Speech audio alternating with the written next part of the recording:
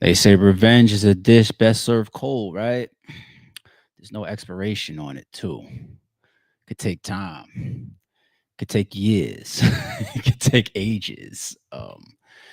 You got it at a personal level. You got it at a legal level. It's a chessboard. It's tactical. You got to prioritize as well. Before Diddy was even indicted, remember he had a major lawsuit against that parenting liquor company, didn't he? Right, that he was suing.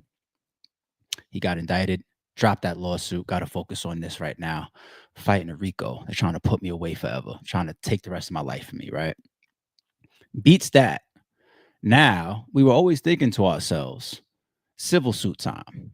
Because after he goes through this, even if it works out for him, he's going to have to face millions upon millions of money grab situations, 800 numbers from Tony Busby, a civil suit over there. You get a lawsuit. You get a lawsuit. You did something to me. You grabbed me when I was a kid. You and JC had me over here in this room after the award show, right? And we was like, yeah, he's still going to have a tough time. We never really thought about him getting on the offensive, though. Legally. Why not? Because the trial, the same way it could work against him, it could work for him. No? Think back to the ASAP Rocky case.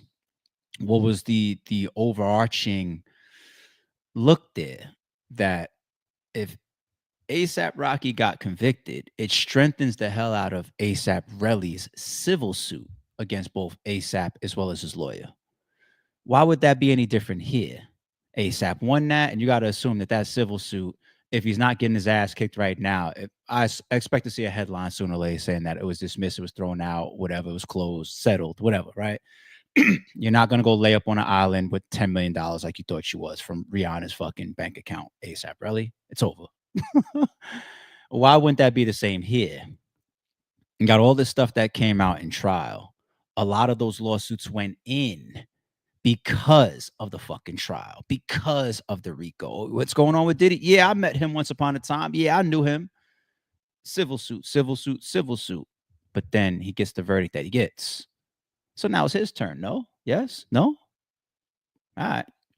Good morning, y'all. Shout out to the whole chat coming in. Shout out to Checks and Balances. Shout out to the members. Shout out to the mods. Appreciate everybody here. We here on a Tuesday morning. We got Diddy, as we just introed.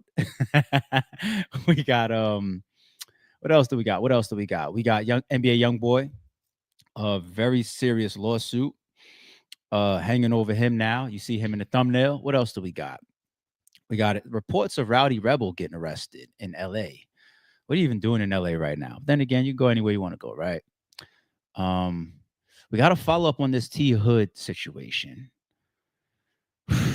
Reason being is because there's a lot of stuff coming out, recorded phone calls and DMs. I don't know if it's because pieces of his family and friends are scrambling. People don't want to get in trouble. They don't want to end up in jail behind it. Or if they're just trying to put out, justice for this man as to what really happened. But there's a lot going on. We're going to do our best to try to piece it together. I glanced it, and it's a lot. And then we got a couple of small pieces of news that we'll get to. But Diddy, you up first, man. Let's go. You up for the news. Let's talk about it. Let's start with this one. So Khristina Khorram secures major legal win in Diddy case. Okay. Khristina, once employed as Diddy's assistant, has achieved a significant legal victory in New York. 6 out of 7 plaintiffs in a high-profile sexual abuse lawsuit have voluntarily dropped their claims against her. Voluntarily? Is that pressure? Is that, wait a minute, let me try to get out of the way of these countersuits? You better work that through your lawyers if so, because you can't just voluntarily say, oh, no, I feel like walking away. If you don't handle that at a legal level and have that contracted agreements, that doesn't mean she can't turn back around and say, same way as Diddy, my turn. And her saying my turn is damn near the same as Diddy saying my turn, because these connected lawsuits, whether it's criminal leading into civil, like we just mentioned with ASAP Rocky and ASAP Relly, same shit. You can get weakened or empowered by the outcome of some of these criminal verdicts. So what you mean you voluntarily? No, come here type shit. Oh no, I just want to stay out of trouble, stay away from everybody, man. I just want to chill, man. Let's just hang out here on the podcast. Other than that, Batman mode, man. I'm in my cave. Fuck it. There's a lot going on out there. But court filings confirm that Latasha Forbes, Billy Cummings, Ian Fearon, Ahmad Jenkins, LaQuay Applewhite, and Jane Doe are no longer pursuing legal actions against Khorram or Khristina. Yeah, as soon as the verdict comes down, huh? Why don't you want the problem no more? If she or he did these things, wouldn't you want to still pursue them regardless of the trial verdict? Because that's RICO shit, right? That's sex trafficking. Like that's Jane Doe and Cassie and Dawn, Rashad, and all of that shit, right? Understand? You have something totally different that's 1000% legitimate. No, you didn't come in via no 800 Tony Busby type shit, allegedly, right? So stand on it. No? Okay. The withdrawals followed the submission of evidence showing she did not begin working for Diddy until 2013. This timeline placed her well after the alleged incidents and even indicated she would have been under the age of 10 during some of the events described. To read the rest, we don't need the rest. So, timelines are absolutely important, right? How about what happened with Drewski? Timeline. Hey, I'm going to allege that Drewski and Odell Beckham and Diddy ard me. And Drewski comes around and says, wait, what's the date? What's the month? What's the year? That whole year I was still in Georgia, and here's my bank account. I have $5 in my savings account. Here's my text messages, my phone call records, and all that type of shit. Y'all didn't even know me back then. I wasn't, let alone hanging out with Diddy and Odell Beckham. I was a broke guy still in a whole different state. And here's the proof. Timeline. Kick rocks with your bullshit. Timeline. Let's take a step back real quick for a second. Who is Khristina? Let's remember from the trial why she's that relevant for Diddy's upcoming revenge tour, as well as Diddy's civil suits that he will have to continue to fight post his conviction. Some are getting dropped, obviously. Some will move forward. Some, who knows, right? But I feel like the trial pretty much described Khristina like as a madam, right? I go back to the movie Bad Boys. Wait, what's this side right here, right? Go back to Bad Boys Part 1. Yeah, the woman that, might be in the middle of taking some of those phone calls and setting up, hey, I'm gonna send the girls over here as favors and party assistants to the rich guys in the Al Capone suite and all that. The madam in the middle. So there was accusations in the trial that almost painted her as you're a fake chief assistant. Yeah, a chief assistant in corporate America, you look at as somebody that's really doing more corporate and overseeing and managerial type of responsibilities, et cetera, et cetera. You got this girl out here looking like, let me scroll it up a little bit. Let's keep her face up there. You got her up here in trial and some of these accusations and lawsuits, civil suits, looking like when it comes to the sex trafficking, when it comes to setting up the freak offs and whatnot, when it comes to covering up illegal activity, this is one of Diddy's go-tos, right? I think there was a part in the trial that was mentioned. Some of Diddy's ex-girlfriends would even call her to try to get in touch with Diddy. I'm gonna say allegedly. I'm just trying to remember. There were so many details came out of trial. I think allegedly it was either Jane Doe or Cassie, somebody that like was alleging that she got beat up, and then they was just trying to get in touch with and they called her like, yo, he just beat me up or some shit like that. And then she allegedly responds like, don't worry about it, calm down, I'll speak to him. So you're putting her there as a proxying of illegal activity. The monster that Diddy's painted as in the trial, you gotta have help. You gotta have a right hand. You gotta have an assistant. You might got a madam. You might got the person that's setting it all up, right? So that's the background of who Khristina was painted to us. Okay. Now, if we look at some of her higher profile situations, Meet Khristina, chief of staff to Combs Enterprises. Khristina, aka KK, keeps everything in my life and my business running, Combs wrote in a post. So I believe this was a caption from like an Instagram post that Diddy put up and then could be used as like evidence. Like, look at him claiming this woman to be involved in whatever he's got going on, given her public rank like this. Okay.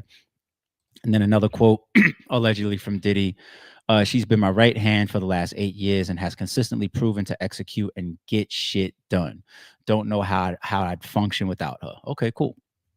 But remember Little Rod, right? We know Little Rod, right?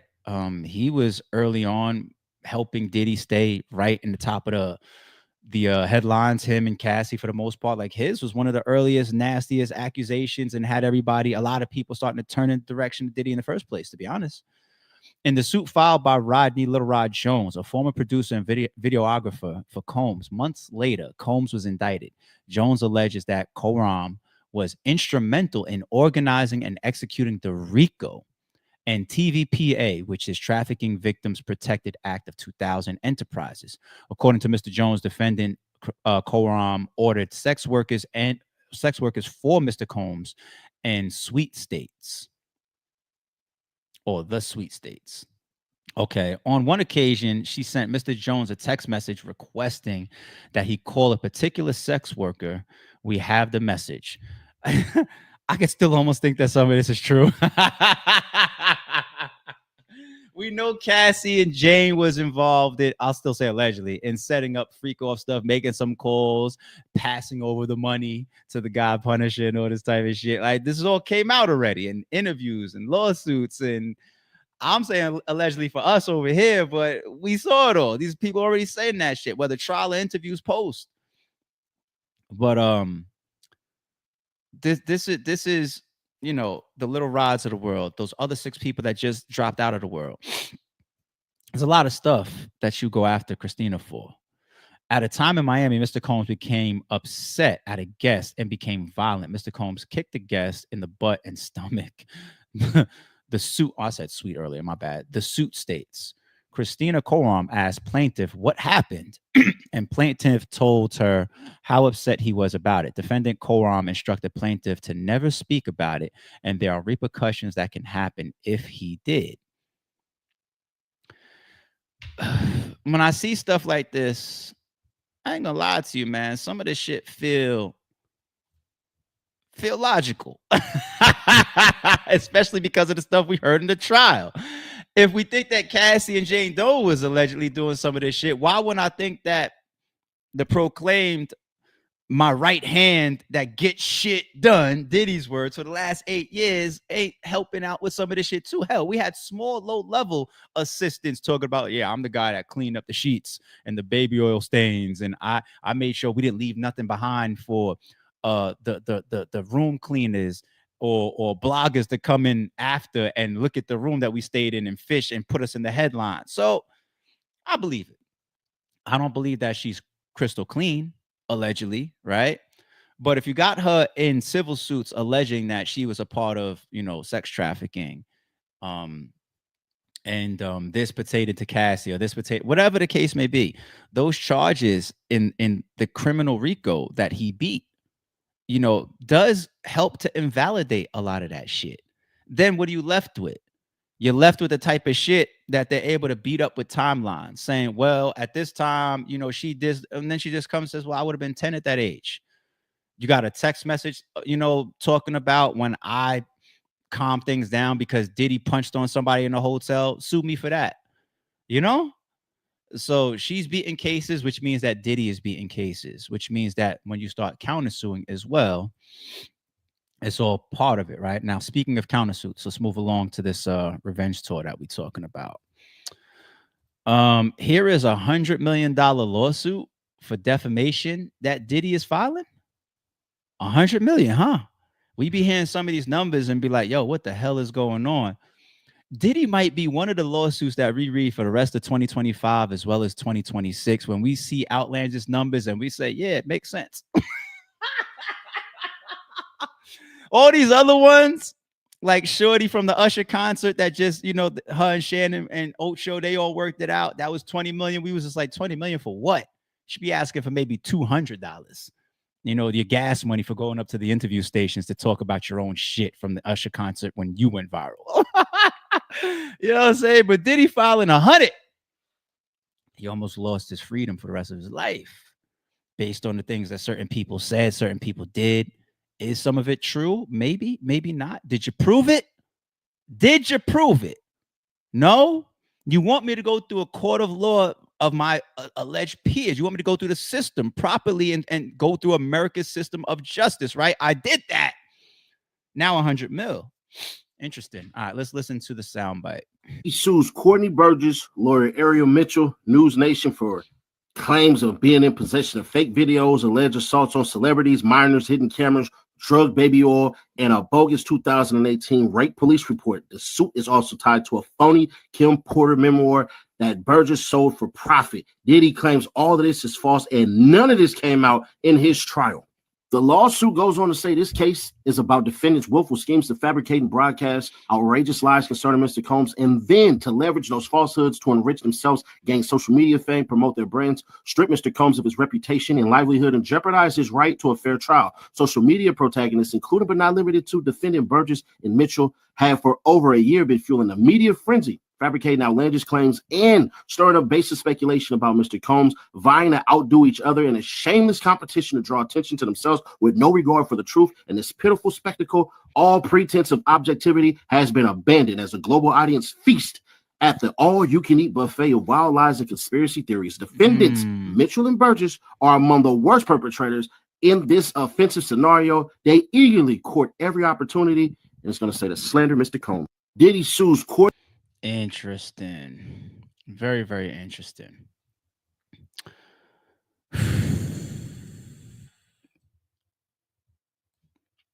That was dropped yesterday. That was filed yesterday, or I hit the docket yesterday. So the date 8/11. I'm going to take note of that case number, and I'm going to follow up and continue to watch that docket. I want to see the back and forth. I want to see the updates. I want to see the outcome of that.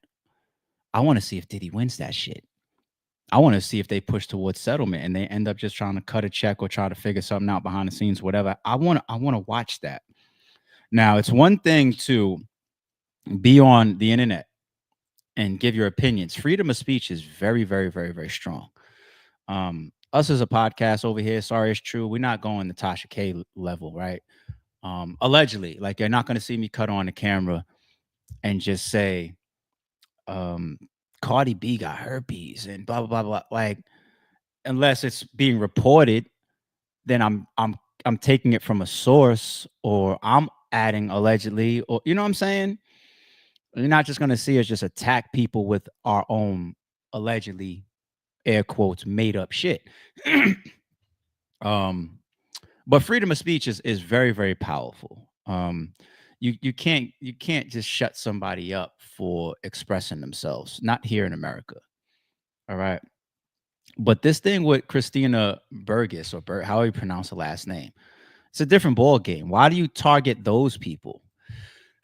These people are allegedly involved in putting out a book, the whole memoir of Diddy and his BM. Okay. So if I pull that one up, even going back history-wise of that one, before Diddy's trial, Diddy's sons filed cease and desist over Kim Porter book.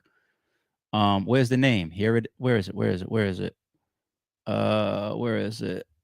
Here it is right here. I said Khristina, my bad. Courtney Burgess, or whatever. There it is right there. Diddy's sons have officially issued a cease and desist for the man responsible for a controversial Kim Porter book.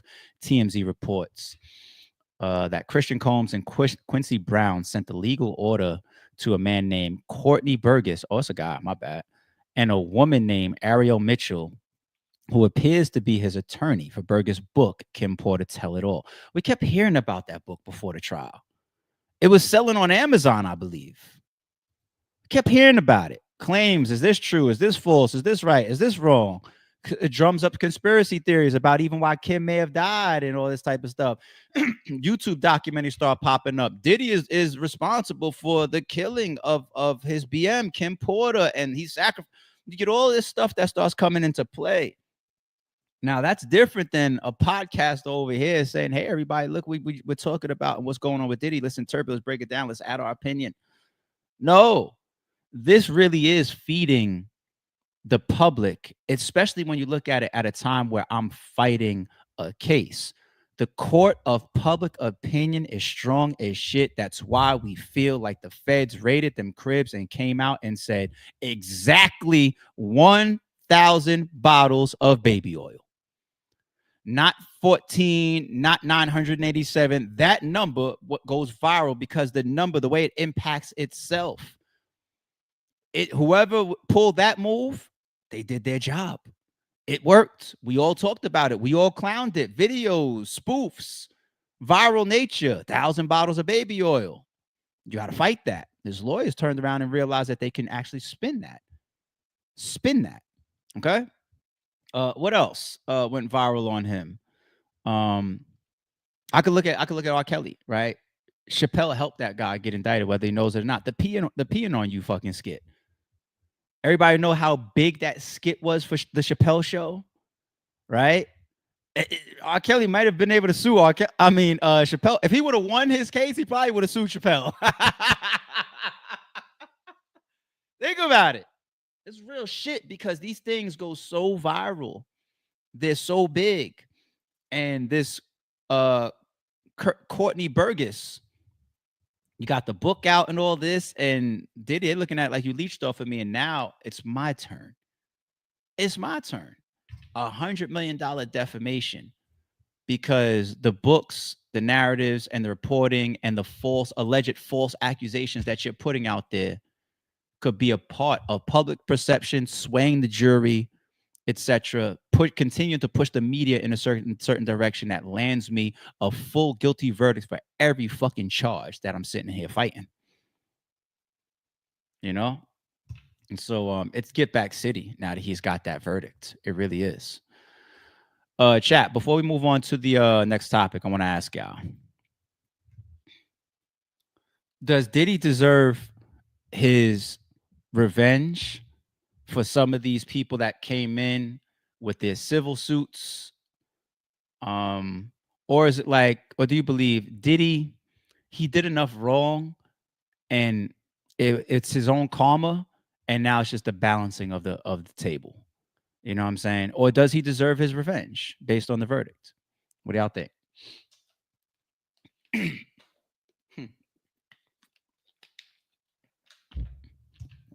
Let's get it. You tried it. Let's get it. I can also see that in the reporting, this podcast is used by other podcasters. Quick transition, quick mini topic, and then we'll close out the Diddy thing.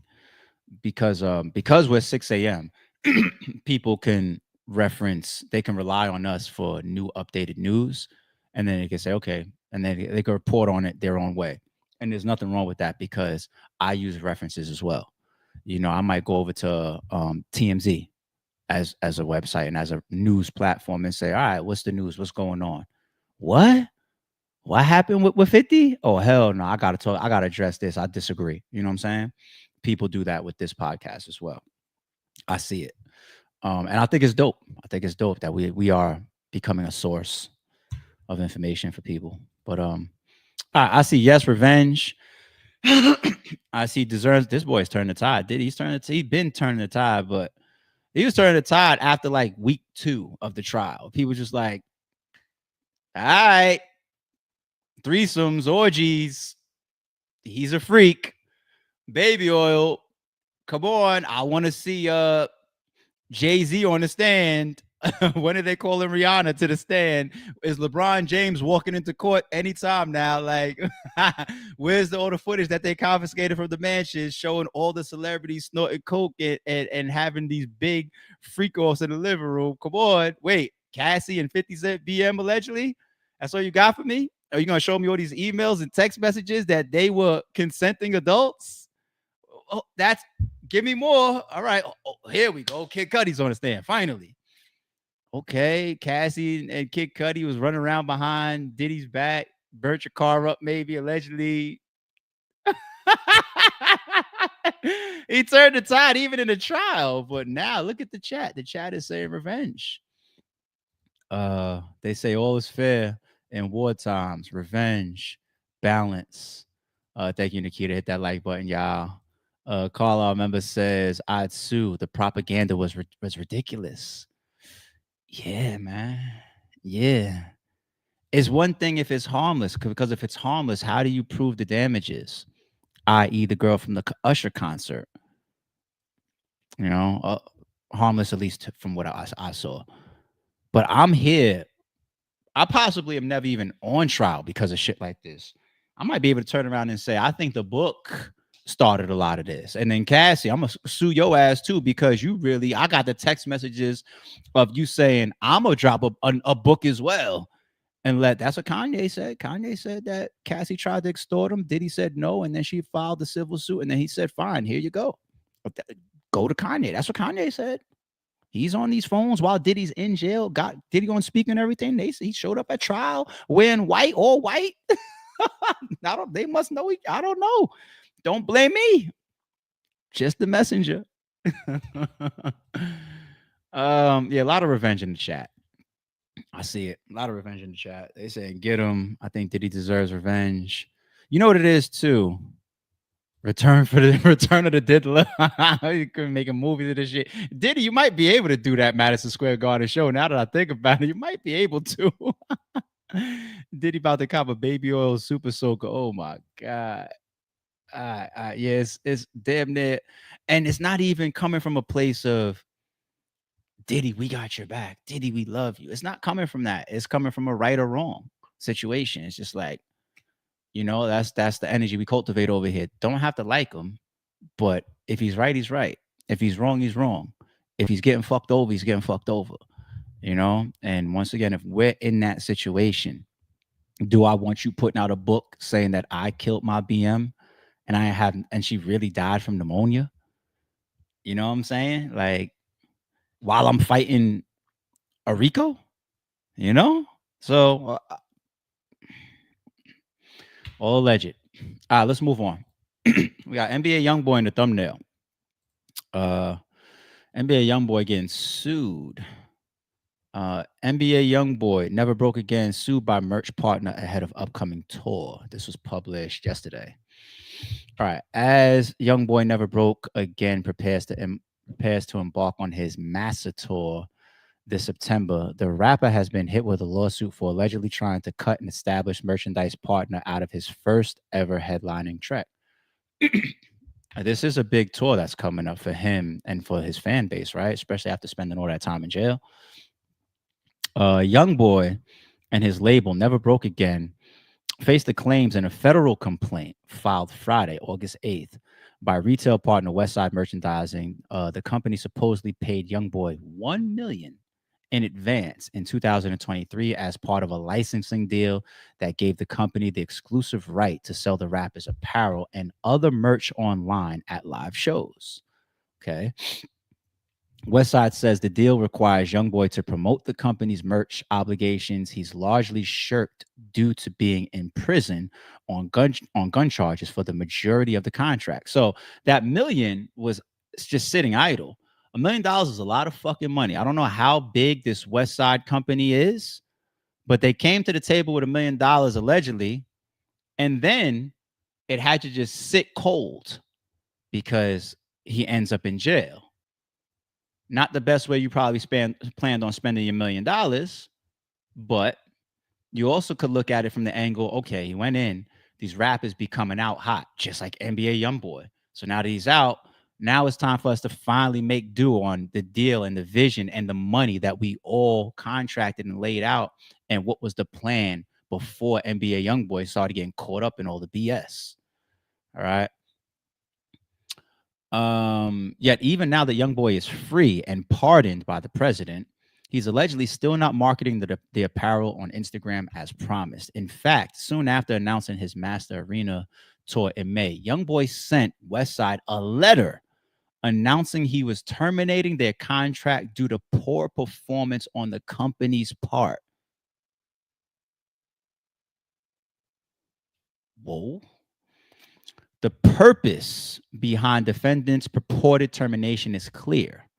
YoungBoy has embarked on a nationwide 32-date lucrative tour, and defendants have obviously obtained a new advance from another company to handle their touring merchandise, even though defendants are contractually obligated to use Westside.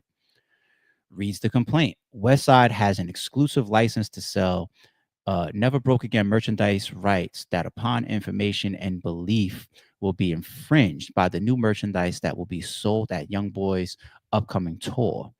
Westside is now seeking a court order confirming that it is entitled to handle merch at the Master Tour, scheduled to kick off September 1st at Dallas American Airlines Center, as well as financial damages from YoungBoy. There's so much going on here, B. Yo, so number one, if I'm Westside, guess what? You can't even get out of this by giving me back my $1 million, because I made a good business move. And I also endured you having to go to jail and sit down. I didn't know if you were going to get found on the terms or get pardoned by the president. You still have my $1 million. And I stuck there and you came home. All right, let's get to work. But you can't give me that $1 million because, first of all, I lost interest. Not fuck the interest. That's actually light. Fuck the interest. That $1 million had a plan to do this job, to promote this merch, to sell this merch, to have exclusive rights. And then if you think that you can, in this situation, say, here's your $1 million back, that's like a battle rapper that fucking thinks that the only thing I lost from you pulling out of my event and my whole event being trashed is your funky ass deposit. Stupid. No. The whole event lost money. My YouTube, my promotion, my pay-per-view, my door, the red that I'm already in, the investment I'm already in. No. I don't want the deposit.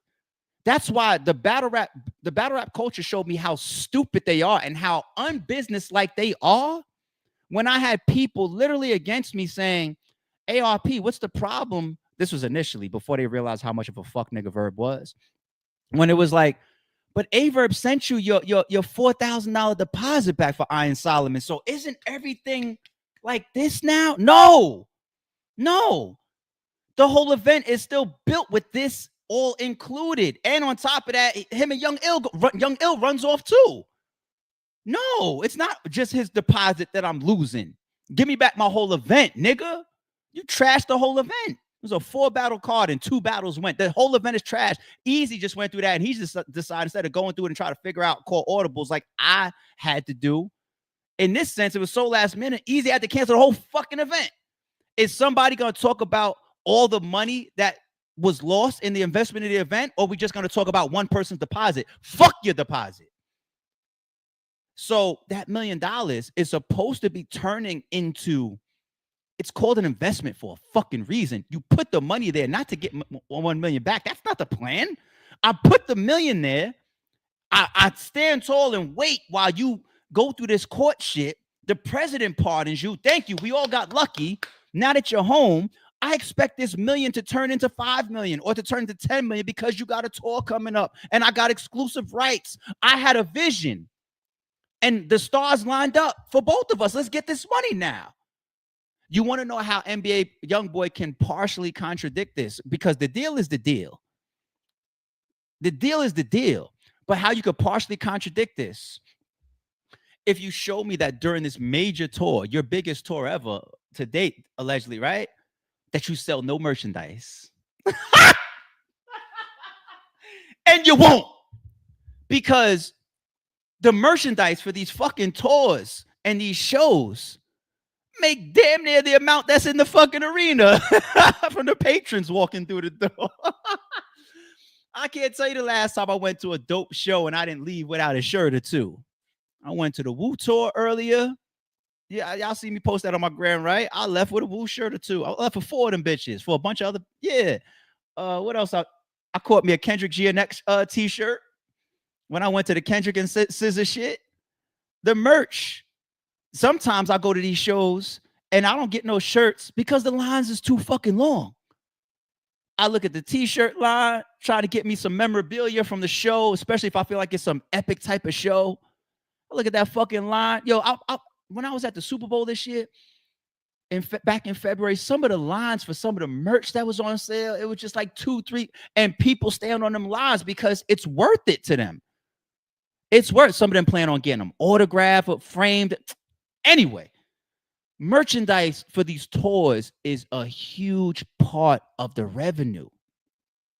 So there's no way that NBA YoungBoy is going to cancel. Oh, we're not selling any merch at all. So I don't know what they say not promoted. I'm not promoting any merch at all. That's like a battle of being able to say, I canceled my battle. But not only did I cancel my battle, but I'm retired. I'm not battling ever again. Some people's going to be like, okay, we accept it. You just don't want to rap. Okay, cool. No. You're telling me that you're doing Cameron's shit. No. You're telling me that you're going to battle Loaded Lux. No. You're telling me that you're still selling merchandise at your tour, NBA YoungBoy, for millions and millions and millions and millions of dollars. And my investment is now fuck you because you possibly got a more lucrative deal. Because now somebody else is compliment. That's the same example I gave yesterday. I got to go to BET to make that right because I have a pre-existing agreement and deal and $1 million out. This, if this is what we read, if this is correct, that is fucked up, and you owe these people way more than $1 million. You just can't do that. You just can't do bad business. That's just incorrect, B. Sorry. I can never stand for that shit ever. I never did in battle rap. I never will for any industry, for any company, for any entity, for any person. I will never stand for that. And I will never conduct business like that. I'll never let somebody come to me and say, I got double for you. And I just say, oh shit, well, you go fuck yourself. That's not correct. And then everybody claims to be a real nigga. NBA YoungBoy is going to rap to me how real of a nigga he is. You just fucked over people that possibly sat through your bid with business on the table with $1 million out. Same people that say business is business sign the fucking contract.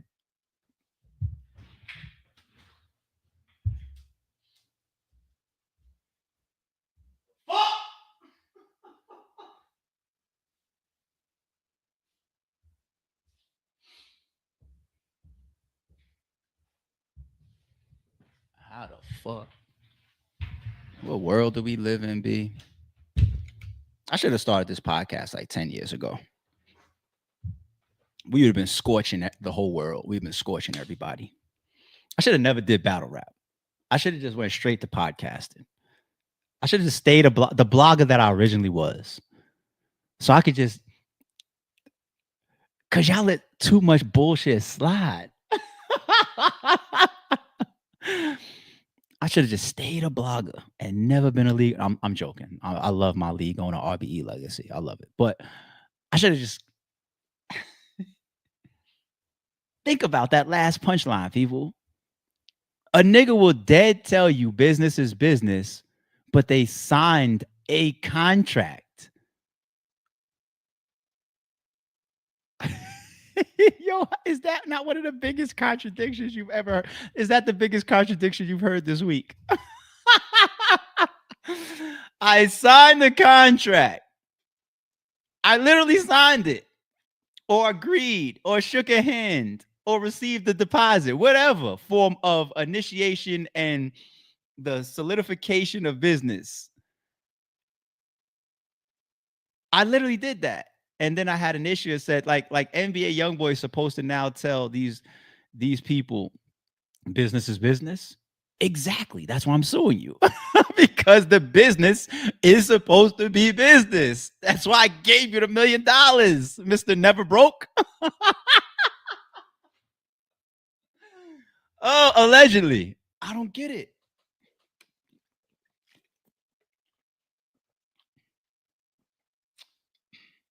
And there'll be a situation similar to this tomorrow that we'll talk about as well. Watch. It's every day. I just don't know. I didn't see the news yet. Every day. Every fucking day.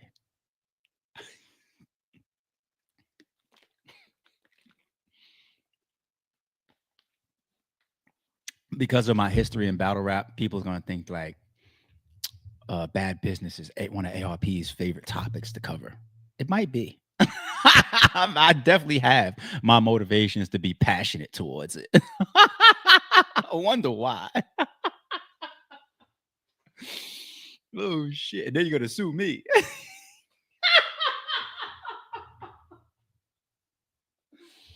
Yeah, look in the mirror.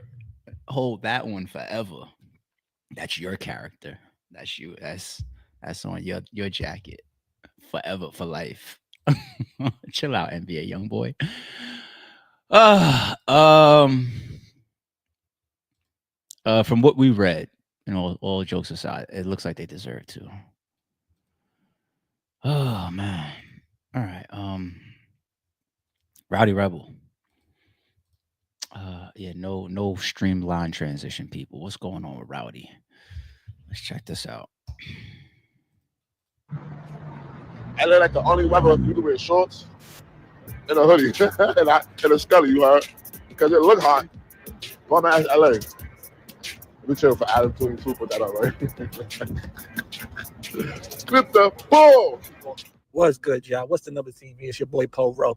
We back with some news today, man. You understand? It's got something to do with Brooklyn, Cali, you understand, the Crips, and now the county. Your boy Rowdy Rebel then got locked up out there in LA, got caught with a gun allegedly. Now, they still got to prove that it's his gun, but I do got some pictures of him being locked up, the police removing his chains, putting his property into a bag. He looked a little disheveled, like he might have been trying to flee or something. You know what I'm saying? Or his emoji just like, I don't know, his like sweating, might be off a beam or something. I don't know, but Rowdy looking like he know what's about to come. Now, me myself, I don't wish jail on nobody, so I don't happy Rowdy got to go in the county. I'm not subscribed to that way of thinking. But we got to mention, he did say SMD, the Hoovers, LA, FM and all that, right, on his way out when he was leaving LA the last time, right? Now, reports are saying that he's on parole, but from what I was doing some research, they said his parole finished December of 2024. Now, I don't know how true that is, but if he's not on parole, he might be able to bail out. If he's on parole, he'll probably get a hold of something, because at the end of the day, it is a serious case when he's already a felon. So now they put you with the felon in possession of a firearm. The feds could come snatch that up if they want. You understand? Now, And to me, that's just the major piece. Parole or not. Of course, you could violate your parole. You're walking off the rest of your time, walking off the rest of your sentence outside under certain conditions, and you violate your parole in any manner. Your piss is dirty, you get into another altercation, yada yada yada. There's even scenarios where I've been through this, where it's not parole, but you get a certain type of charge, and it's the outcome is like, if you don't get in trouble for 6 months, everything goes away. So it's like it feels like parole, right? But it's not parole, because parole is like you're like guilty, and that's like part of like a sentence. You know what I'm saying?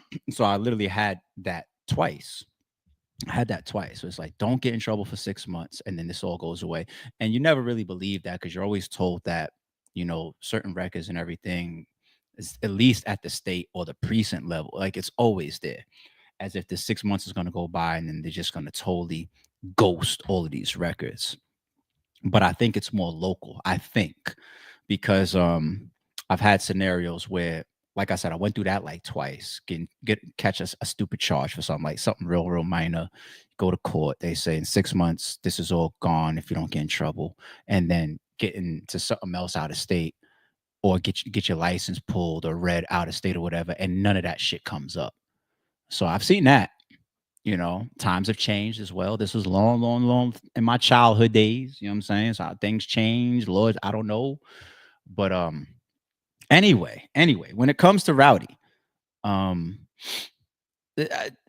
the headlines, this isn't the only, there's a lot of people reporting on this already. So I'm going to say that him getting arrested right now on a gun charge is like 70% true. Just allegedly, of course, but there's a lot of people reporting on it right now. I would say the whole thing as it relates to the Hoovers and everything, indirect is the most that you could do with that. Okay. He had the whole controversy of fuck LA on his way out, fuck the whatever, right? And he did a podcast with Adam 22, pretty much explaining why he said some of the things that he said. You know, it's nothing. Who's still talking about it? Nobody. Who cares? But for Rowdy, allegedly now, if I'm in LA, I do move with an extra piece of caution because I might have some people that still offended at my words or my social media post out here, even though I explained why I might have said that. Maybe I was really just defending Pop Smoke, or So you still got gangs and affiliates or whoever that could be offended. And if you're walking around LA with a gun on you or a gun, whatever, to defend yourself, to a lot of people that makes sense, right? But your status is and also where you are is game changing. Now, I'm not gonna pull up all the gun laws in LA, but I know California, like over like the last 8 years, they went through a lot of different reforms where even your magazine was changing. Like you couldn't have magazines past a certain count. Like let's say hypothetically, you can no more 50-round clips in California licensed homes and nothing like that. Like they went through Cali seems like, from the things I hear about them, close to New York. New York is the worst. New York is the worst. But Cali seems pretty strict. So if you're walking around out there holding, and you get jammed up, I hope that we don't hear that he got jammed up like in something stupid, like he's like those pictures, if they're real, and they saw the gun on his hip while he was dancing on a couch in a club. Like you hope that's not the fucking case, But him wanting to protect himself is one thing. The questions of why you out there, what you doing, you got business out there, I guess that's another question. I don't want to speculate. Let's let more shit come out. But it's really the thing of him being a convicted felon in possession. That's the biggest thing. So I pulled up on the side. Let's look at do we got LA? I think this is LA law here. As a prohibited person under federal law, convicted felon in possession of a firearm faces mandatory minimum sentence 10 years with no parole. Enhanced penalties under the Armed Career Criminal Act if they have 3 or more prior convictions for violent or serious drug felonies. These enhancements raise the minimum to 15 years with the potential for life imprisonment. Shit, they don't play. But it's just the first one we could focus on, the mandatory. That word, 10 years with no parole. Convicted felon under federal law. So whether he's still on parole or not, it's that right there is spooky. So we'll keep our eye on more details that come out. Hope the best for Rowdy. He's one of the guys I was rooting for when he came home. I always thought that Rowdy to me was the better overall artist than Bobby. I like him more as a rapper. I liked him more as an entertainer. I thought he had just as much charisma as Bobby. You know what I'm saying? I don't know, whatever. Some people's going to start arguing that. That's not the point. I just always liked Rowdy better than Bobby, and I always rooted for him. The fallout, obviously, between Rowdy and fucking Bobby, they haven't been together.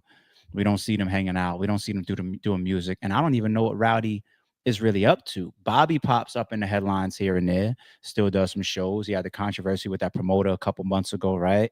Still pops up on Vlad and all that. I don't see anything from Rowdy. I don't know what Rowdy really got going on. And when you're in that state of your career, that's where you got the fame, you got the name, and the people are pulling Sean Kingston, selling TVs, scamming TVs and shit allegedly with their moms. And I'm not trying to say that's the case with Rowdy. I just hope that he's okay. Not just from this charge, but even career-wise, that he can continue to move around, because the movement that they created, GS9, and their whole Brooklyn and New York movement, they should be well off. It feels like that hot nigga and all that. They should be, both of them, set. They should have been able to capitalize on, obviously jail fucked that up. But if they never went to jail, from that movement and from that heat trail that they laid, they was massive. They was big. If they would have never got locked up, you can't tell me they wouldn't have been able to at least make enough money, unless they fucked it all up, to set them for life. just work for the next 2-3 years. And if this is our only run, fine. But what we do in this 2-3 years based on the movement that they have, yeah, we like that right now. But in cases derailed everything. All right. Shout out to Rowdy, man. Let's do our best with this one. I might need some help on this because there's a lot in this post. Shout out to Hollywood Unlocked. Phone calls, DMs, text messages. And when there's this much shit, if I miss some of the details, it's like creating a maze. And we're dealing with somebody that lost their life. So I'm trying to be as careful as possible. But let's follow up. T Hood's family continues to demand justice and call out Rashida. Now, looking at the picture in the upper left corner and seeing that name, is it me, people? Or are we talking about Rashida the rapper? Is that who we're talking about? Had dope tracks with like Pastor Troy and shit. Is that who we're talking about? That Rashida in this scenario here? I don't know. And call out Rashida, Kirk Frost, and 2 sons while sharing alleged phone calls with Kelsey Frost following Atlanta rapper's murder. Okay. As we previously shared, T. Hood-born Tevin Hood was shot and killed at 33 at his home in Gwinnett County on Friday, August 8th. The Gwinnett County Police received reports about a dispute that led to gunfire. Police arrived around 7 p.m. and found the Percolator rapper shot. They provided aid and rushed him to the hospital. T. Hood's family has since accused his girlfriend, Kelsey Frost, daughter of Kirk Frost, of setting him up after an alleged domestic violence incident. They accuse her of calling her brothers, Kai Frost and Kirk Frost Jr., to confront the rapper, resulting in Kai allegedly fatally shooting him. Days later, T. Hood's 2 sisters, mother and daughter's mother, continue to call out the Frost family while demanding justice from authorities. Okay, so that lays the context for us crystal clear. And when we initially reported on this, I went into a topic of, ladies, you have these domestic disputes. Unless you're in danger, be careful of calling Uncle Kev, because that's a government, right? Uncle Kev, my daddy, my brother, because we are coming on red. That's just the emotional vibe of my little niece, my goddaughter, my sister, my daughter calling me and saying somebody put hands on them. So when you make that call, you are potentially going to get that person killed. Allegedly, if that even is involved here. So we went into that topic. Ladies, be careful when you make those phone calls. But that's the context of what it seems T. Hood's family is saying. All right. The wrong information. They tried to find him. They sent the little SWAT team with the little shit with the big iron. They came and he was taken into handcuffs. I told you that was wrong. I don't condone that shit. I don't give a fuck whether or not. Like, I hear what y'all are saying, but y'all, like, you can't, like, I don't condone that shit. It's more to the story, so I don't know. Well, I don't understand how they would let him out if you told them that your brother shot Tevin. They wouldn't. They supposed to have him. Okay, so I don't know what's going on, but I'm gonna find out. So yeah, please do it. Like, I'm asking the same questions. What I'm saying is, like, okay, when can we get his things, Kay? I don't know. They maybe have the wrong information. Whoa. You got to think of or ask like the motive of these being recorded and released. Is it people trying to clear their names? Is it because this obviously is things that the authorities would use to convict. We were already at your house, me and my other sister. We seen and spoke to the police. They said the shooter was not found and he wasn't on the scene. And mind you, I'm still also considering everybody with these calls coming out to be like civilians and all that type of stuff. So exactly, y'all pulled the alarm on the house and your family came faster than the police. What are we lying for? The parents are hiding their son. T. Hood's sister and daughter's mother speak. Let's play it one more time. Tried to find him. They sent the little SWAT team with the little shit with the big iron. They came and he was taken into handcuffs. I told you that was wrong. I don't condone that shit. I don't give a fuck whether or not. Like, I hear what y'all are saying, but y'all, like, you can't, like, I don't condone that shit. It's more to the story, so I don't. Well, I don't understand how they would let him out if you told them that your brother shot Tevin. They wouldn't. They supposed to have him. Okay, so I don't know what's going on, but I'm gonna find out. So yeah, please do it. Like I'm asking the same questions. What I'm saying is like. Okay, when can we get his things, Kay? I don't know. They maybe have the wrong information. They tried to find him. He was never detained, never in custody. She said, it's more to the story. Yeah, because obviously y'all lied. You didn't tell the truth. And if y'all know Frosted K, you know she's overly dramatic liar. She do shit and play dumb afterwards like she didn't do it. Every day since Tevin passed away, her story changed. And if anybody know when somebody died in a homicide, anybody who was right there going to jail, if she told the police the truth, she would be in jail right now. And that's just that. Well, some people think that that's a lot of Tory Lane's situation, right? Allegedly. But this Kai Frost person had 112,000 followers. Took their picture down, allegedly. What is this? My mom's only son to you. All reading this today. Only birthday, and this is my mom's only son, the one who helped me most. I'm supposed to be my brother's keeper, and I couldn't save him. My first friend. I'm always known for. Okay, that's memorialized type of stuff. Typos happen. We just lost our dad. Today is my birthday, and my brother is now gone. That seems like the youngin'. So many people. If you knew Tevin or Hood, you knew my brother was never a hater, never a copycat. Okay. The type of hate people have in their heart don't makes no sense. 33 years of hurdles through haters, ran laps around the jealousy as if it's nothing. And as soon as he get with a certain type, now my brother, that right there, you're implying the girl. Certain type, she put it in double quotes. Certain type, now my brother is gone. Hers ended mine's life and got his TV mommy and daddy to save him. We don't give a fuck about money. We got that. It's the principle. It's the truth. It's the real behind it all. One thing we ain't never been fake or lived a lie. Love you so much. I can't. Okay, that's memorialized. KY Frost. What am I going to tell this lady? At Rashida, at Frost 117. I'm just wondering if it was y'all, what would y'all do on top of I gave you his mother's number personally when your whole family left the crime scene to chat at Wendy's off 124 by whatever that place is, Walmart. You still haven't reached out, and y'all son killed her son, and y'all know for a million they're not gonna reach out.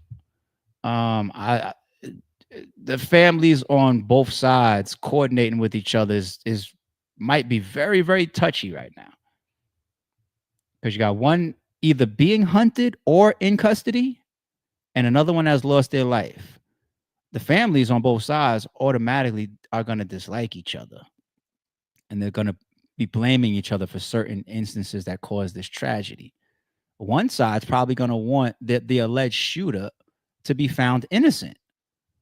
So I don't expect them to get on the phone and be all peachy together. This is a big conflict.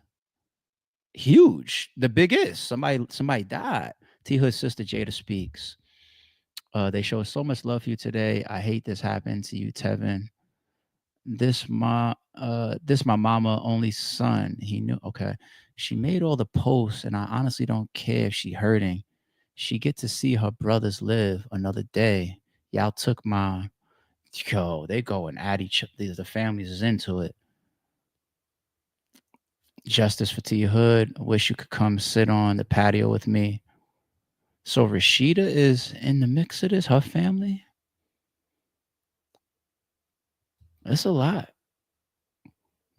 It's all been posted to social media. Justice for T Hood. Let's be real. If you love my brother like you say you do, why not tell your people at the police department what really happened? Your brother shot him while he was walking away. Point blank, period. Say your truth like you say you want to do. Justice will be served regardless if you want to protect the facts or not. Ooh. Atlanta rapper T Hood shot and killed at 33. Man accused his girlfriend, Kelsey Frost, Kirk Frost's daughter, of foul play. She denies claims. First off, I've been advised not to. Who's this? Oh, Frosted K. Okay. First off, I've been advised not to speak up by plenty of parties. Of course. You better everything. But you still post right here. I can't sit back and let this narrative being created go on. The love of my life is gone. So this is the girlfriend that has fingers being pointed at her as well, it seems. The man I lay with and cuddle, every single night is no longer here. So as I want to ask for respect and privacy, I won't, because I will always defend my baby. I don't condone this shit in any way, shape, or form or fashion. I am sick to my stomach. I don't wish this on anyone. My brain is all over the place. This is a total nightmare, but I'm gonna get this off. I don't even have the time to grieve or say my respect in the right manner because I am defending myself, being attacked by people who are creating weird and sick rumors. I'm not good at all, but I would love to give insight and let the people who love him in to get understanding. I don't have the right words, but I want to keep typing while also respecting his family and loved ones. Well, the thing is here, shorty, you could end up being investigated. If you probably are already, you could end up in jail. You can end up with beef. You got all of that. I get it. You're not going to be able to grieve properly right now because somebody was allegedly murdered. And there's people that seem to be claiming that you're involved of being the person that called the brothers to confront a domestic dispute. So there's a lot over your head right there. And if you're not involved in that, if you didn't make that call, if you didn't do anything wrong, and this was just a tragic loss for some other reason, then God bless you, and condolences to you for your loss as well. Condolences to you regardless, because I'm sure that's a topic that we had the other day. I'm sure either way, I don't think you wanted your boyfriend to die that night, regardless whether you made a phone call, and that's all allegedly. This is just all what's going around. So yeah, they are killing on the internet your opportunity to mourn, but that's going to happen unless people have their answers as to why a life was taken. Either way.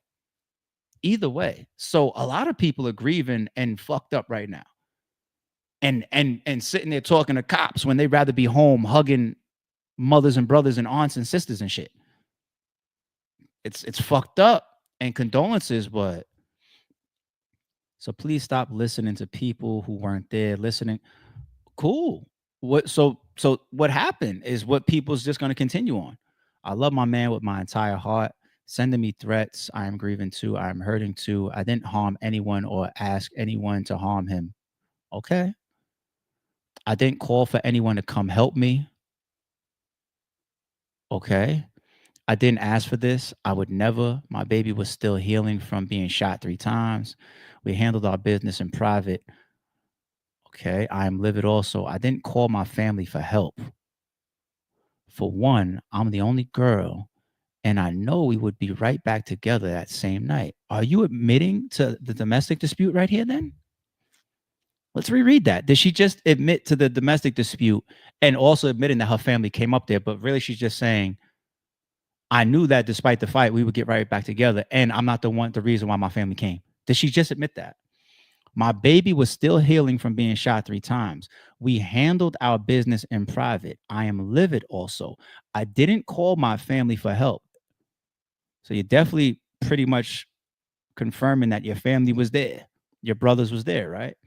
I didn't call my family for help. For one, I'm the only girl. That's the implication, that people feel like they came to protect you, but allegedly, and I know we would be right back together that same night. So that to me confirms a domestic dispute. And a domestic dispute doesn't have to be physical, people. It could be a shouting match, just a domestic dispute. If anything, I don't involve my folks in our business. I didn't call a brother. I didn't call anyone but his mother. That could still lead to a string of events, but that's my baby. I don't care who's involved. I don't condone this. I am not okay. She's gonna tell on her brother, allegedly. She's gonna have a lot of pressure on her, not just from the internet. Fuck the internet, authorities. And writing this, if I'm an investigator on this case, you coming to sit down with me for a couple hours, and I'm gonna apply some serious pressure to you as an interrogator. This post right here, we gonna talk. If we not already, we gonna talk for like 8 hours straight. And you're gonna crack and tell me everything that you know at some point, because you're vulnerable right now as well. Unfortunately, I say that respectfully. So no, I'm not gonna sit here and let y'all create some sick narrative of me. I'd never want him hurt or call anyone to get him hurt, no matter what. We always go through anything together. And now I am alone in this. I will keep speaking my truth for my baby. Okay. He was leaving and should still be here. He was leaving. So does that coincide with the other person that said he was walking away and got shot or whatever? He was leaving. What do you mean by that? We're gonna talk to the investigator. We're gonna figure out what you meant by that. Please come visit me and take me with you. I can't argue with all of you, and I don't want to. Y'all will here pick and choose what you want, but I didn't want this. I'm trying my best not to. And ask for it, call for it, set up, or ask for anything. I would never. Stop playing on my name. Real ones know he wouldn't approve. My fucking brother, T Hood sister speaks. I told y'all this a lot. Now, you come out of there. His ankle messed up because he was there. Don't call me like that. I don't give a fuck. Don't call me like that. My ankle fucked up. I can't even walk. We're trying to get information. Now, you come out of there. His ankle messed up because he was there. Don't call me like that. I don't give a fuck. Don't call me like that. My ankle fucked up. I can't even walk. We're trying to get information. Now. Caption says, this is the other brother, the one who said his ankle hurts. He shot him also, but left the scene before police came. He also stated that his sister called him to the property for help. Frosted K on the left, set my brother up. She had her brother shoot him and say she didn't know he shot my brother 5 times in the back, in the stomach, chest. They cleaned it up and hid the brother. Oh, hid the. I was about to say hid the brother. So he allegedly believed he's in hiding, so the police wouldn't find the weapon or him. Her 2 brothers, one left the scene, but the one that lives on the property is hiding. You come out of there. His ankle messed up because he was there. Don't call me like that. I don't give a fuck. Don't call me like that. My ankle fucked up. I can't even walk. We're trying to get information. Now, you come out. It's weird that it's saying left before the cops came, because it looks like flashing lights reflecting on their clothes. And I don't know. I don't want to over speculate right there. Get up off this app, yapping if you know what the fuck you're talking about. T Hood's second sister speaks, continued. Jesus, there's a lot here. She stated that he was leaving and her brother shot him and said, fuck her and him. Self-defense on what? Shut the fuck up. If you don't know what the fuck you talking about.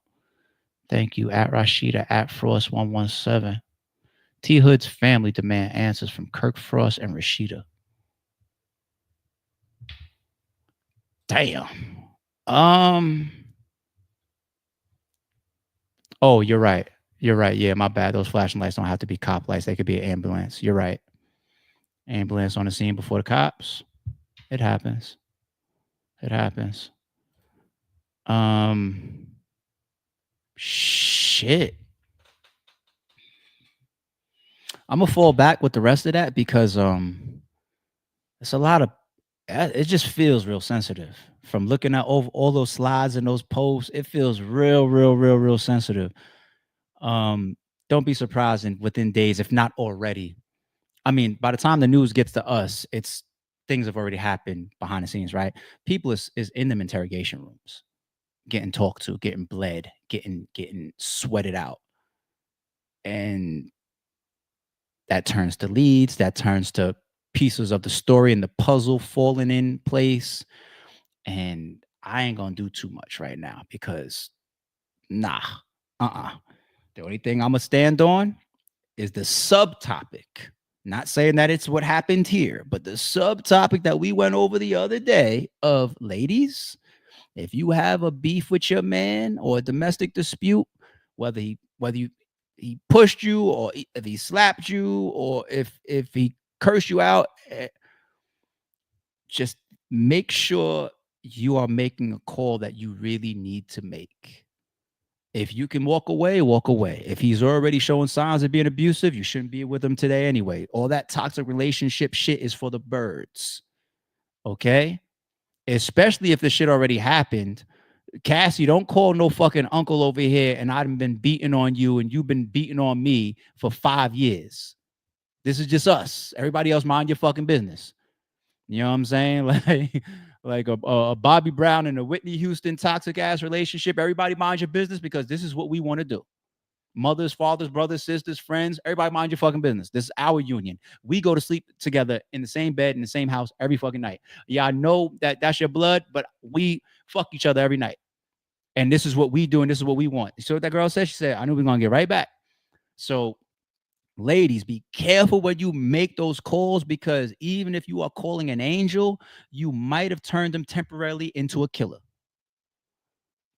My daughter, my goddaughter, my sister, my mother, my aunt, important women to me, if they call me and tell me a nigga beat them up, how you think I'm driving over there?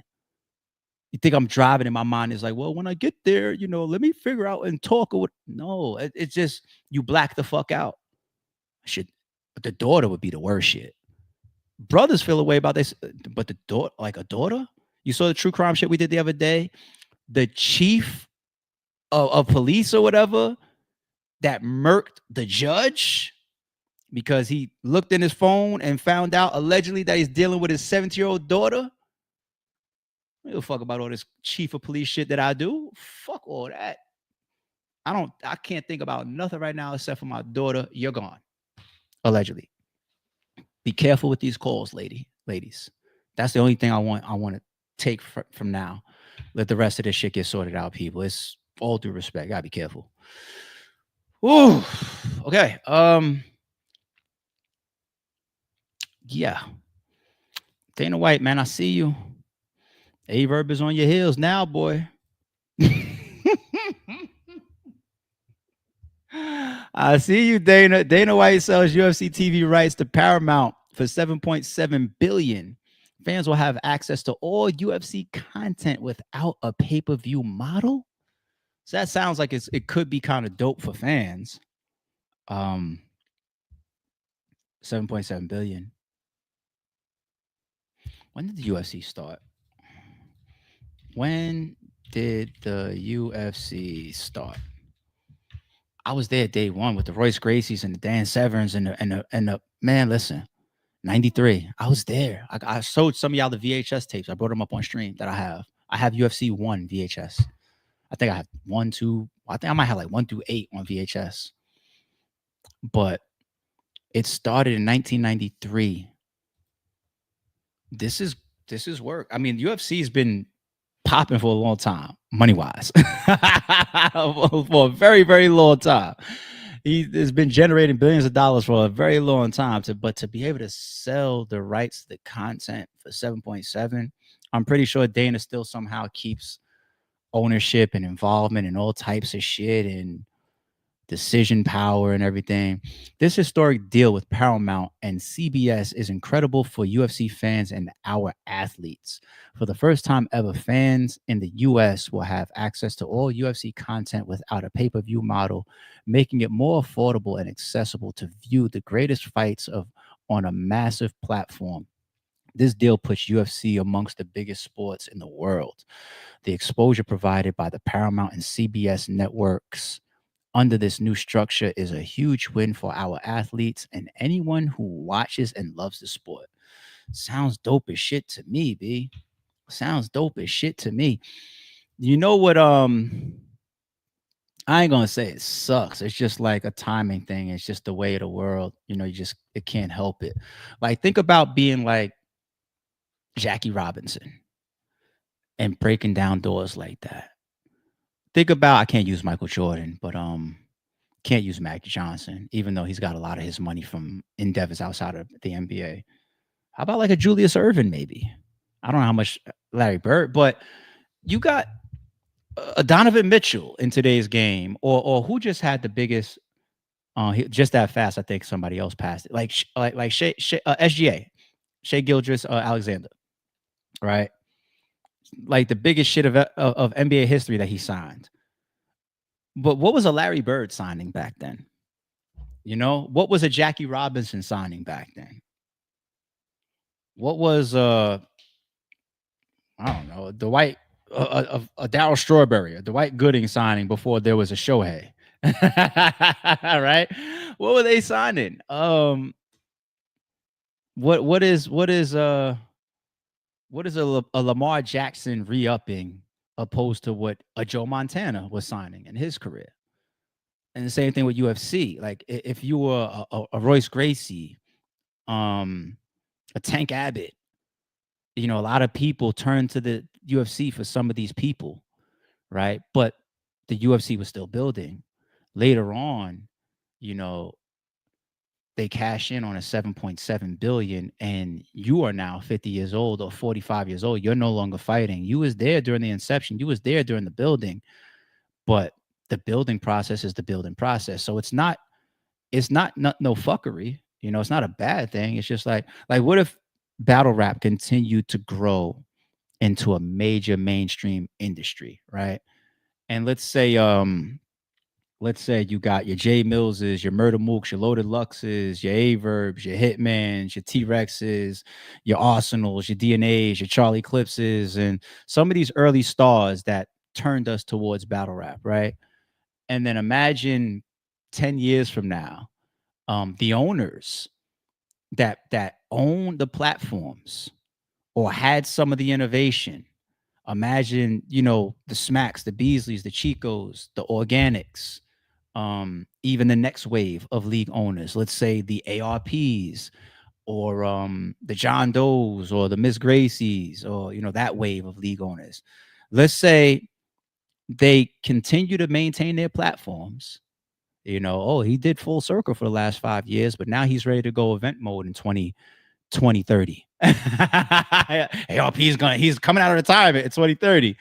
And these major industries start buying out shit, you know, and it's just like, damn, I really was there shooting in the gym though. But the timing of when your type of placement in the overall ecosystem, you know, the platform and the ownership and the masters is what carries forward for these possible opportunities. So you had, like, for example, when Caffeine came and started saying Christmas, right? Let's overpay into the point where we got to shut this bitch down. Some of the people that was there catching those checks, let's say maybe a Geechee or a Twerk or whatever. It's a lot of people that had building blocks way before them. They didn't get those opportunities to catch those checks. They caught the $1,500 checks, the $500 checks when things were growing and building, you know? So this is why it's always important to never forget the opportunities of being a Dana White. You know, you could turn around and criticize a Stephen A. We talking some business shit right here. We talking some don't miss out on opportunities for longevity and ownership shit right now. Don't let somebody, a player in the NBA, over criticize a Stephen A. Smith unless he deserves it. Over criticize Stephen A. Smith like, nigga, you never professionally played. His career might be longer than the average NBA players, though. He definitely makes more money than a big piece of the NBA players. Yearly, absolutely kills them. Of course, we're not talking about the stars, right? But that eighth guy on the bench, he wish he could make Stephen A. That sixth player on the bench, maybe some of the starters on the court right now for some of these smaller market teams and whatnot, they don't got a Stephen A. Smith contract, right? They don't. But ESPN grows. Cool. These type of longevity plays and the ownership, if you could own something, own it. I guess that's the moral of the story here. Dana White You know, I didn't ever buy a pay-per-view to see Dana White. You ain't never buy a battle rap pay-per-view to watch ARP, right? But if I own it 20 years from now and then there's some investment that can turn into $7.7 billion, you may or may not be included in that. That's the reality. That's the reality. You know what I'm saying? If I sell the entire RBE 10 plus year library right now, what battle rappers do you think are going to get a percentage of that? I'm going to give you the answer.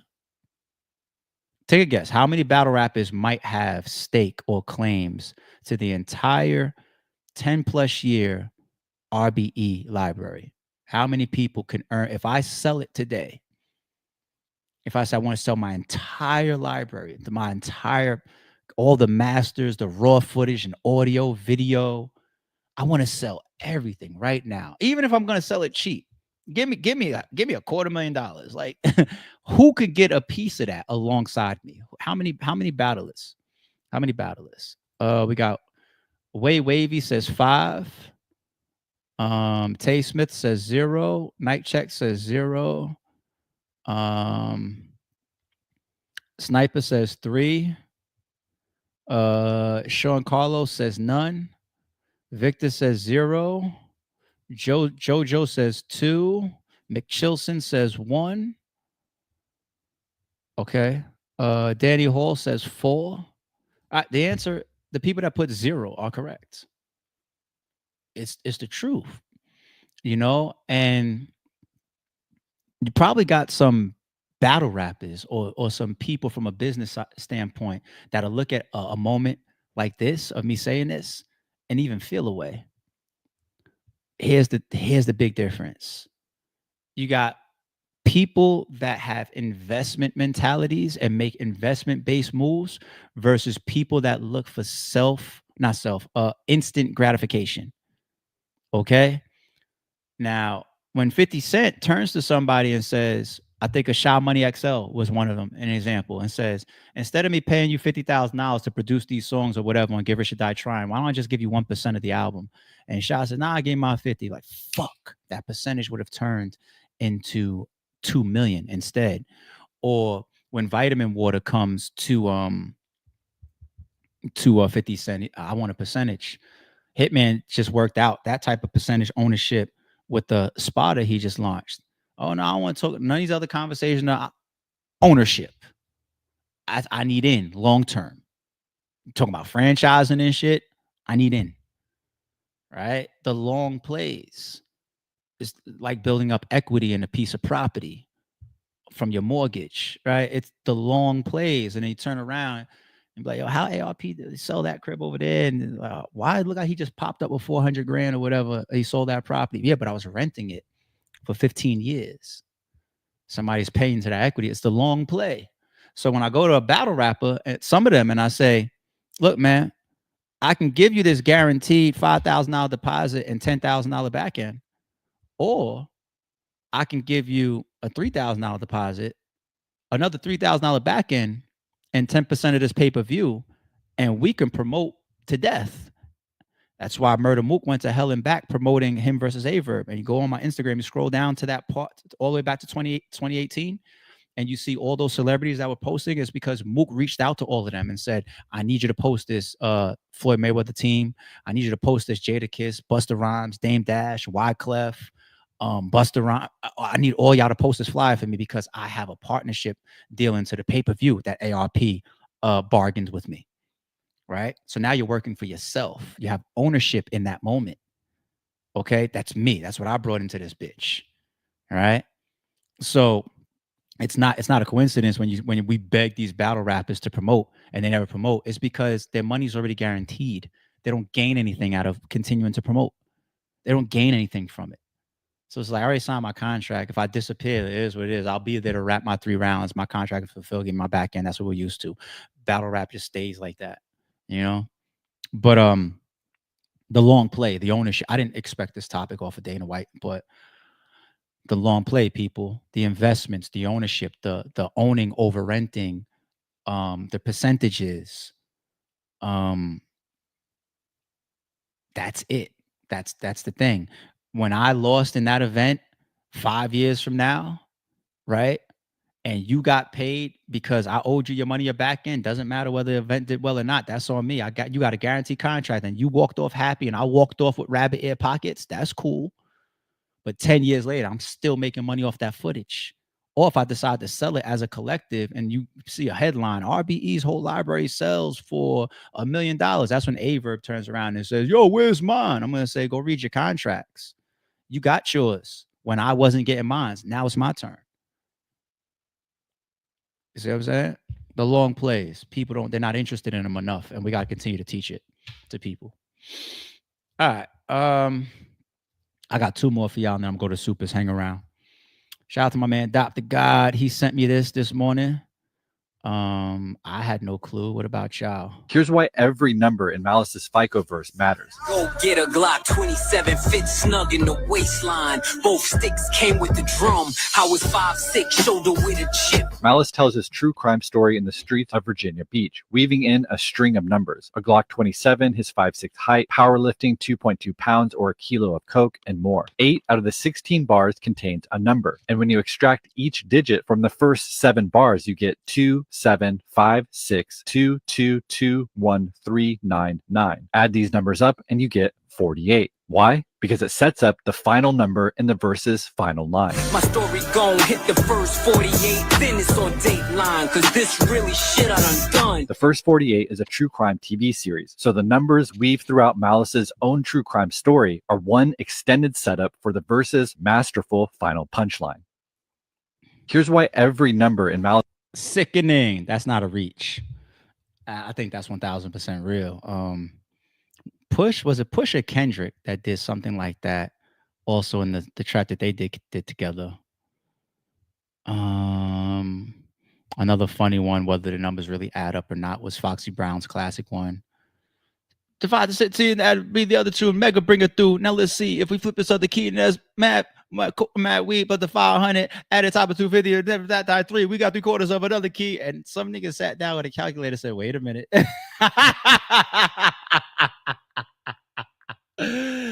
Oh shit, shout out to Fox, man. But this is so dope by Malice, man. Isn't it crazy that you got some critics out there saying Malice outshined Push on this album?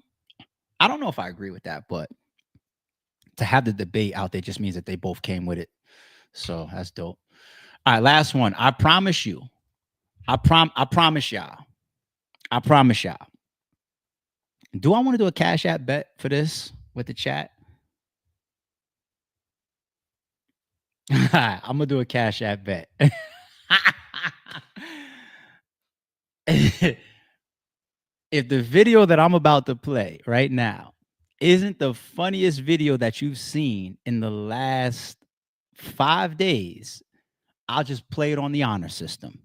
The first 5 people that say no, it isn't, I'll give you a $1 for every day, a $5 Cash App, okay? The first 5 people that say nope, within the last 5 days, I saw something funnier, okay? First 5 people, $5 Cash App. We just purely on the honor system, okay? Purely, don't try to fucking scam $5 from me. It ain't that serious. $5 honor system, okay? That this is not the funniest video you've seen in the last 5 days. I'm already laughing at this shit. Who sent me this shit? Oh, shout out to my man Tate. Yeah, my man Tate sent me this shit like yesterday. Okay, let me bring this up for y'all. I got y'all. Oh shit. Oh, this is insane. All right, longest 6 seconds ever is the caption. For $40, you gotta let me caress your hair for 6 seconds. Do what? You gotta let me caress your hair. What the fuck you mean caress my hair? Just for 6 seconds. $40. What is caress my hair is? I'm gonna show you. 6 seconds. Come on. There's the money right there. Right there. Come on. You gotta take your hat off. Take it off, man. Ah! Look how he tilts his hat. Take your hat off, all the way off. He tilted his hat. 1. You said my hair, motherfucker. I did. You said my neck. Your hair. 1, One, 2, 2. 3, He's shaking. 3, 4. Hurry up, man. You son of a bitch. For $40. He You snatched gotta his let me money caress though. your hair Yo. for At 6 the end, seconds. did you hear when he started breathing heavy? That he said,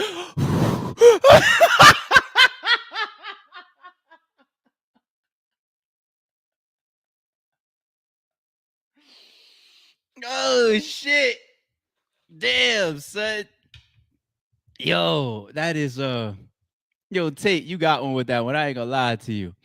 You ain't gonna lie to you. Okay, let's see. We got let me look at this shit. He said the look of death. Wait, hold on. Pop fist clenched. Ricardo says it's good. All right, Yuri says no. All right, so for the last 5 days, you see something funnier than that. All right, cool. Yuri Bonilla, send me DM me on IG. This is how it's gonna play for the 5 people that say no. DM me your IG. DM me your IG. DM me on IG your Cash App. I'm only doing Cash App. DM me on IG your Cash App and send me proof of your name being Yuri Bonilla. Like send me a screenshot of like get logged into your YouTube. Okay. And if y'all really want to be nice, y'all can send me a video that's funnier than that, and then I'd really appreciate that, man, because laughing is healthy. All right. So you're the first person I see. I see, nah, that's hilarious. My Uncle George would have cut me. All right, Scarfy Hat, you're number 2. You said, nah, you know the rules. DM me on IG, your Cash App. Send me proof that your name is Scarfy Hat. You know, like you logged into your YouTube channel as Scarfy Hat. And if you want to be nice, send me a video of the last 5 days that you think is funnier so I can get a laugh, man. Oh, shit, that's 2. Yeah, man. He's damn, he is, man. he gonna swing. His life said, I'm dead. Got that bread. He snatched it quick though. All right, 3. Wavy to wavy, follow the same rules. 4, ink face, follow the same rules. Let me see if there's a 5th. Oh, what people do for money. Unc took that 40, man. That 40 is serious for him right there, man. Here, all right, here's number 5. Oh no, Scarfy, you already in. I need number 5. Who's number 5? J Money. Was you number 5 or did you come in already? You're number 5, okay? Once again, DM me on IG. You guys, Cash App, as well as proof of your name, which like logged into your YouTube. It's a screenshot of that. And do your boy a favor, man. Send me what's funnier, man, so I could either bring it to the stream. Yeah, y'all niggas that say no, it ain't.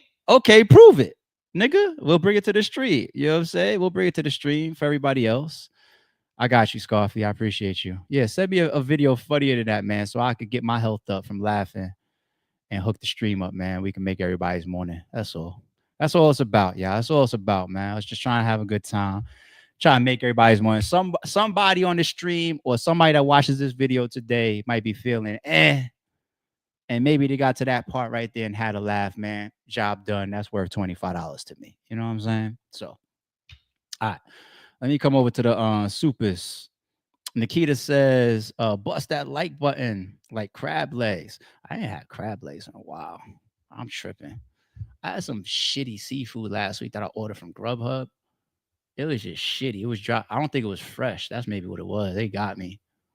I need some good seafood. It's been too long.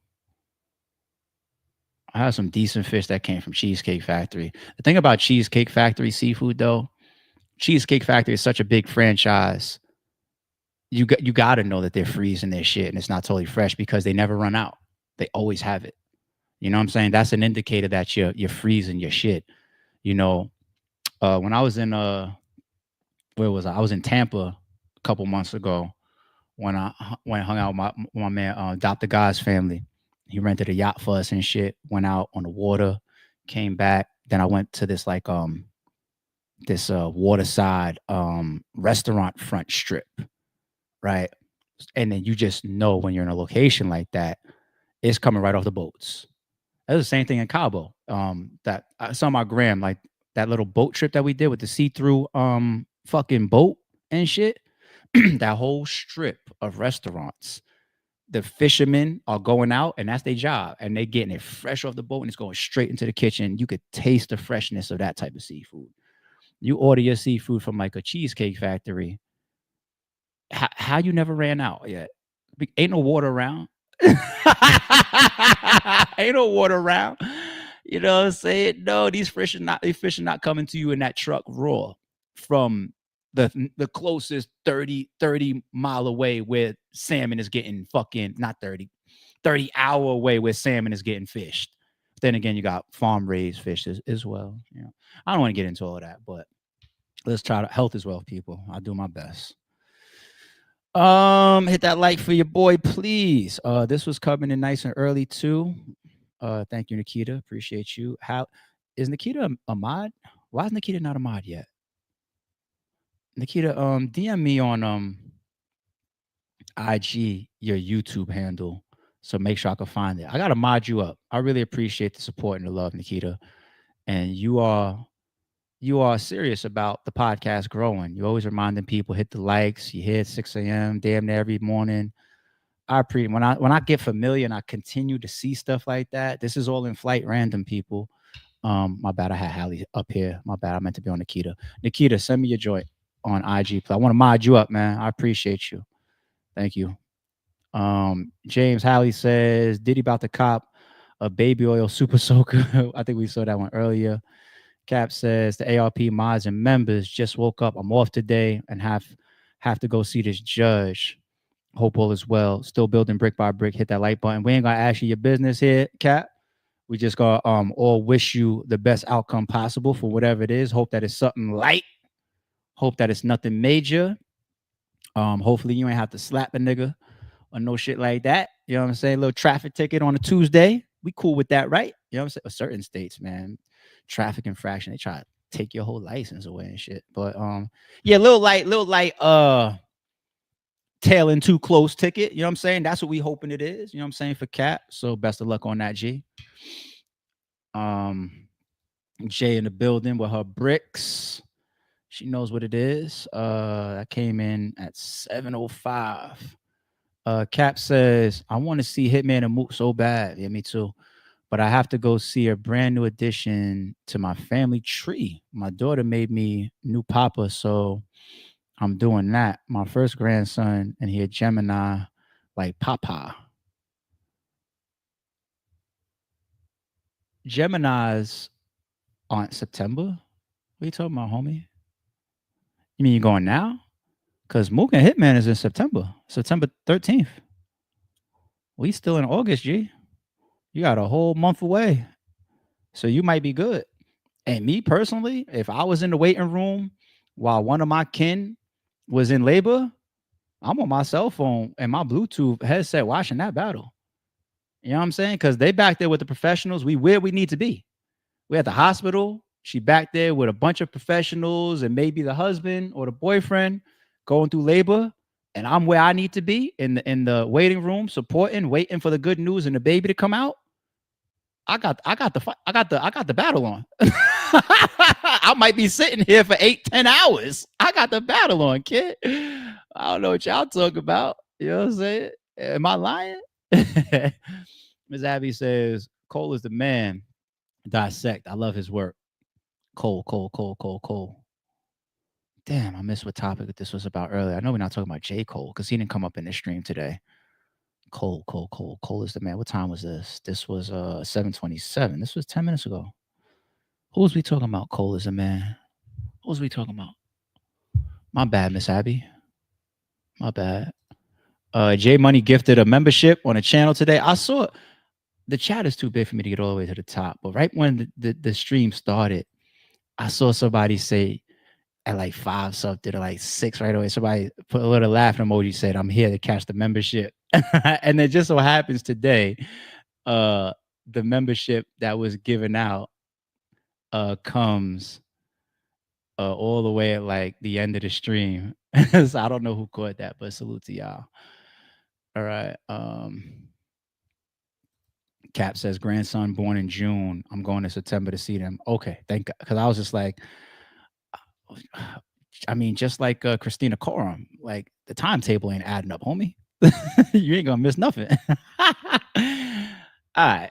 You know what else is September 13th, right? That we're probably gonna get a chance to see both Crawford and Canelo. So that is just it.